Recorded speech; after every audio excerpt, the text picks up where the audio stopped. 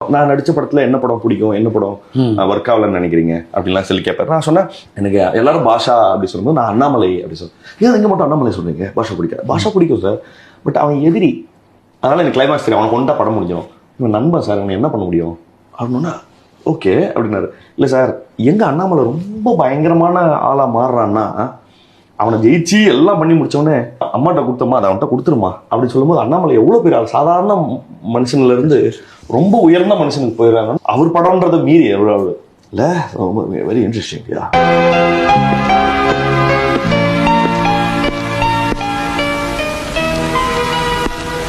அம்மா என்னப்பா